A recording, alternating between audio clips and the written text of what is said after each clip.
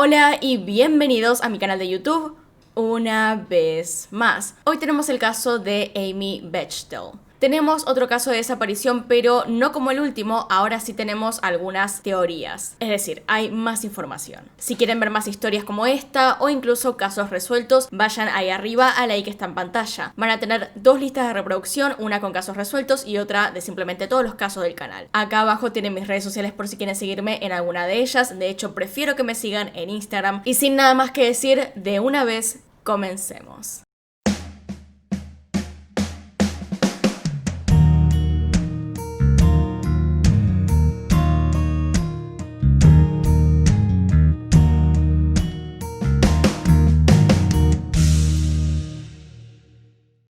Ella es Amy Joy Rue de Bechtel, nacida el 4 de agosto de 1972 en Wyoming, Estados Unidos. Amy creció en el pueblo de Douglas en el estado de Wyoming. Era la menor de 4 hermanos y sus padres eran Duane y John Rue. Su padre era un policía retirado y también fue el administrador de la ciudad. En el año 1990 se graduó de la escuela secundaria sin mayores problemas. Ya desde esa época se notaba la gran pasión que tenía Amy por el atletismo, donde participaba del equipo de maratón de la escuela. Luego de graduarse asistió a la Universidad de Wyoming, donde conoció a Steve Bechtel, un joven entusiasta del montañismo y de escalar. Rápidamente sus gustos en común por el deporte y el ejercicio hicieron que se volvieran una pareja estable. Su relación continuó todos los años que tuvieron juntos de universidad. En este lugar Amy se convirtió en líder y mejor atleta de maratón. Luego de recibirse en el año 1995 se mudaron juntos a un departamento en la ciudad de Lander, en Wyoming. Esta ciudad era ideal para ellos ya que es un área montañosa y tiene muchos senderos y rutas para correr. La pasión de Amy era definitivamente esto último. Sin embargo, acompañaba a Steve frecuentemente en expediciones a escalar montañas. Disfrutaba mucho de cualquier clase de actividad física al aire libre. Ambos tenían trabajos de medio tiempo en gimnasios y centros de entrenamiento fitness de la zona. Para 1996, Amy y Steve finalmente se casaron. Y un año después de eso, la pareja compró su propia casa en una zona céntrica de la ciudad. Por supuesto que ellos estaban muy contentos. Lamentablemente, esto no duró demasiado. Es bajo este contexto que llegamos al día de los hechos. Era el 24 de julio de 1997. Tanto Steve como Amy se tomaron el día libre de sus trabajos. Steve se iba a encontrar con un amigo en el área de DuBois para escalar una montaña. Mientras tanto, Amy comenzó el día haciendo unas cuantas llamadas. Tenía que coordinar la conexión de electricidad y telefonía de su nueva casa. Para ese momento apenas llevaban unos días de tener esa casa. Luego de terminar con las llamadas, Amy se armó una lista de tareas para hacer y salió a recorrer un poco la ciudad. Después de hacer un par de cosas, cerca de las 2:30 de la tarde, paró en una tienda de fotografía. Habló con el dueño del local porque necesitaba un marco para una foto. Este dueño le mostró un par de opciones y luego ella se fue. El dueño de la tienda aclaró que ella parecía un poco apurada en ese momento, y esta sería la última vez que alguien vería a Amy. Steve volvió a su casa cerca de las 4 de la tarde. Cuando llegó notó que Amy no estaba, pero en un principio no le dio mucha importancia ya que era algo que solía suceder. Eran dos personas que solían irse cada uno por su cuenta y además consideremos que era 1997, es decir, no era tan fácil comunicarse uno con el otro. Por lo tanto, lo único que podía hacer era simplemente esperar a que Amy llegara. Steve notó que las zapatillas de su pareja no estaban por ninguna parte, así que supuso que ella se encontraría corriendo en algún otro lugar. Sin embargo, para las 6 de la tarde, Amy seguía sin regresar a la casa. Steve ya estaba comenzando a preocuparse porque a esa hora Amy normalmente ya estaba de vuelta. Las horas seguían pasando y Amy seguía sin regresar. A las 9 de la noche de ese día, Steve llamó a la casa de los padres de ella para preguntar si estaba allí o si había pasado algo o si la habían visto en algún momento. Los padres de Amy le dijeron que no sabían nada y que no la habían visto en todo el día. Para no preocuparlos, Steve dijo que no había ningún problema y que seguramente Amy volvería en cualquier momento. Sin embargo, una hora después, finalmente Steve llamó a la policía para reportar la desaparición de su esposa. Después de llamar a la policía, Steve avisó a sus vecinos de que Amy estaba desaparecida. Mientras él esperaba en la casa la llegada de la policía, sus vecinos, los Skinner, salieron con su auto y linternas para buscar en los lugares donde Amy solía salir a correr. Es entonces que se hace el primer descubrimiento. La camioneta de Amy, una Toyota blanca, se encontraba estacionada cerca de una zona remota a las afueras del Lander llamada Burnt Gulch. Los Skinner logran abrir la camioneta ya que no estaba cerrada con llave y encuentran dentro los anteojos de Amy, su lista de quehaceres y las llaves del auto. Sin embargo, no había ningún rastro de Amy por ninguna parte. Luego de esto, ellos se comunican con Steve para contarle lo que habían encontrado, quien inmediatamente recoge unas linternas y va hacia ese lugar. Todo indicaba que ella tal vez estaba perdida en algún lugar cerca del auto. Entonces, claramente salen todos con la linterna a intentar encontrarla. Una vez ahí, se adentran en el sendero y comienzan a buscar a Amy. Gritan su nombre y miran bien por todas partes. Tal vez se había caído, tal vez estaba lastimada y debía ser urgente encontrarla. Sin embargo, luego de varios minutos y de recorrer cientos de metros, no se logró hallar nada. Al día siguiente, la policía organizó una búsqueda masiva en todo el área alrededor de donde se encontró el auto, donde participaron cientos de voluntarios, la mayoría de ellos con vasta experiencia en búsqueda y rescate de personas. La teoría en ese momento entonces era que Amy podría haberse accidentado y perdido en el camino, o que tal vez fue atacada por algún animal salvaje. Por esa zona habitaban osos y leones de montaña, por lo tanto esto era posible. Pero esta búsqueda no dio resultados. Los rescatistas se habían organizado de tal manera en que no quedara lugar sin revisar. Por lo tanto, si había alguna pista o rastro de Amy, lo habrían encontrado. La falta de resultados en esta búsqueda convirtió la investigación de una persona extraviada a una investigación criminal. La hipótesis ahora era que Amy podía haber sido secuestrada o incluso asesinada. Primero se tomó testimonio de amigos y familiares, intentando también encontrar testigos que hayan visto a Amy el día en el cual desapareció. Es entonces que obtienen el testimonio del dueño de la tienda de fotografía. También el testimonio de una pareja que pasó con el auto por la ruta, diciendo que vieron a una joven rubia corriendo al costado. Pero uno de los testimonios que encaminó la investigación hacia un lado muy específico fue un habitante del lugar que aseguraba haber visto una camioneta azul ese día. La descripción de esta camioneta coincidía bastante con la de Steve. Además, dijo haber visto a un hombre junto con una mujer rubia en esa camioneta. Esto puso bajo la mirada de los investigadores al mismísimo esposo de Amy. Sin embargo, él tenía una coartada. Steve había estado toda la tarde con su amigo escalando una montaña y por lo tanto se le haría muy difícil secuestrar a su esposa. Aún así, la policía seguía teniendo sus fundamentos para sospechar, ya que más allá de la palabra de su amigo, no había ninguna otra cosa que probara que él efectivamente haya estado escalando ese día. Así que Steve fue llamado para hacerle un interrogatorio. Al principio, él estaba muy choqueado por ser considerado sospechoso, pero parecía que iba a cooperar con la investigación. E incluso en un primer momento accedió a hacer un test de polígrafo. Ya saben mi opinión con respecto a eso, pero luego de hablar con su abogado, finalmente se negó a hacer esta prueba y a seguir respondiendo a las preguntas de los investigadores. Lo cual de todos modos suele ser común, ya que como digo,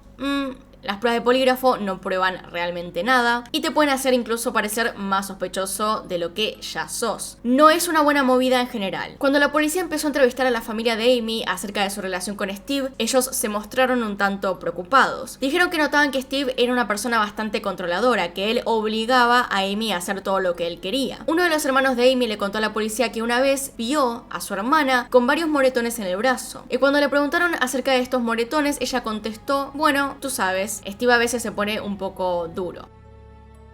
A principios de agosto, unos 12 días después de la desaparición, la policía obtiene una orden de allanamiento para la casa donde vivían Amy y Steve. Lo más importante que se encontró ahí fue el diario íntimo de Steve, y lo que estaba escrito ahí dentro los dejó perplejos tanto a investigadores como a la familia de Amy. Había cosas escritas bastante despectivas hacia las mujeres en general, y particularmente contra Amy. Cosas como que se sentía agobiado, que le gustaba controlar a las mujeres y dichos un tanto preocupantes.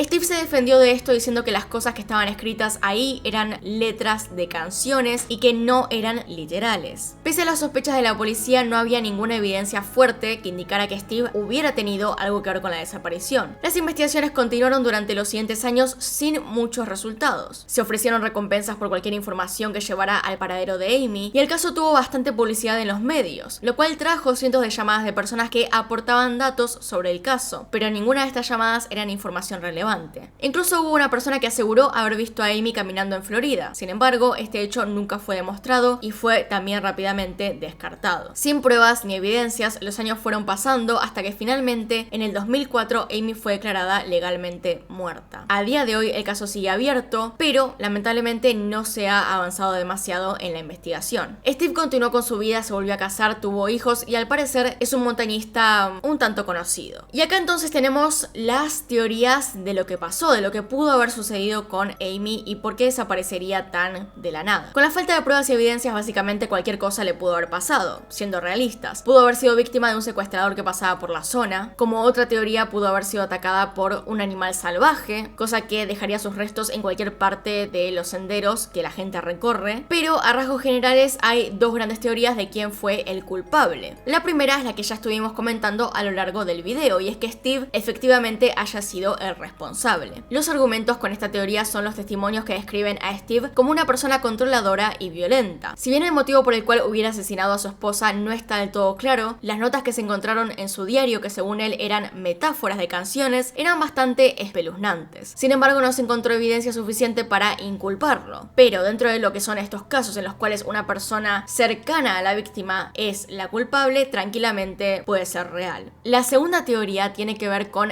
Dale Wayne Eaton, quien en el 2004 fue sentenciado a muerte por el secuestro, violación y asesinato de Lisa Marie Kimmel. Pueden dejar en los comentarios si quieren que haga ese caso, porque lo puedo hacer. La relación entre la desaparición de Amy e Eaton es que la policía cree que Eaton está involucrado en una serie de crímenes y asesinatos ocurridos en el estado de Wyoming entre 1983 y 1997. Además, el propio hermano de Eaton dijo que al momento de la desaparición él se encontraba cerca de la zona donde justamente ocurrió esto con Amy, pero nuevamente no hay ninguna evidencia fuerte que ligue a Eaton con la desaparición de Amy ni con algún otro caso. Y como él ya no está acá para decir nada, tampoco es que podemos ponernos a analizar lo que hizo y lo que no hizo. Lo único que se puede tomar como evidencia es lo que dijo el hermano, que él estaba cerca de la zona para realizar esto. Pero tuvo que haber sido una coincidencia y además no se encontraron rastros de violencia cerca del auto. Así que hay dos posibilidades dentro de eso. O que haya sido una persona conocida de Amy que la encontró cerca de su auto y entonces ella confiaría en esta persona para no actuar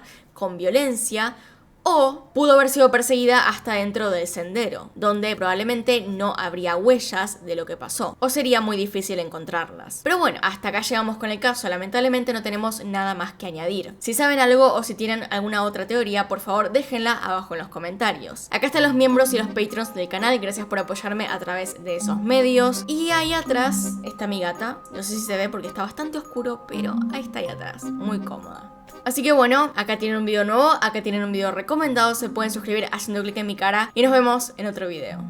Adiós.